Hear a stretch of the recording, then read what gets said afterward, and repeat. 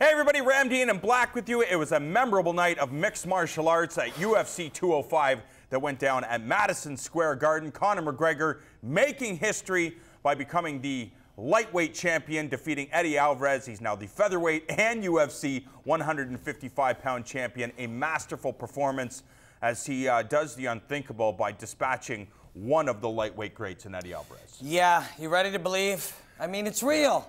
It's real what is happening here, and I know there are many things to talk about with Conor McGregor, the way he talks and the way he does business, the way he carries himself, all that bunk. It's irrelevant. This is a reality. This is one of the great martial artists of our generation, and he continues to prove it, and he proved it against one of the all-time greats. Look at that. Double left hand while retreating, and again with that game. Alvarez came prepared for it, and McGregor has just been evolving. He's learned how to learn, he's optimized his systems, and his ability to improve is improving in and of itself. The game that he is playing now is truly on another level to other fighters, and it was a spectacular performance that he put forth.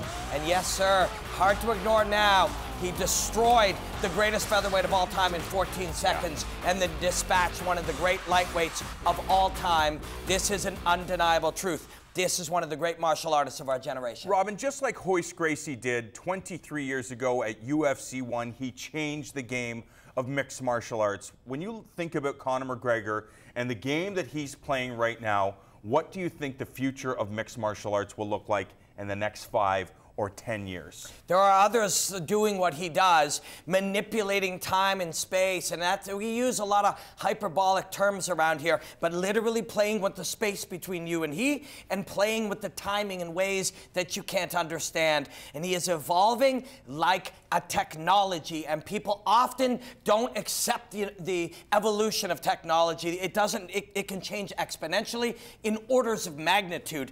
And when radio is there and TV comes along, you should go back and read the newspapers what they said. It's just a fad. It'll never work. The internet comes along. People deny the reality that it's going to change everything. This goes on. It always has. And we're looking at a technological change in how the martial arts is expressed now. And just because you may not like the way the man speaks, or you may not like the fact that his suits are almost as nice as this, it does not change the fact that we are lucky to live and watch and analyze fights during a period where a martial artist like this is changing the game. I guess one of the reasons why people would be confused is because we saw in the co-main event a guy similar to Conor's approach in Stephen Wonderboy Thompson. He couldn't get the job done against Tyron Woodley. Tyron Woodley is that old school, powerful wrestler that has a few tools, relies on his genetic gifts.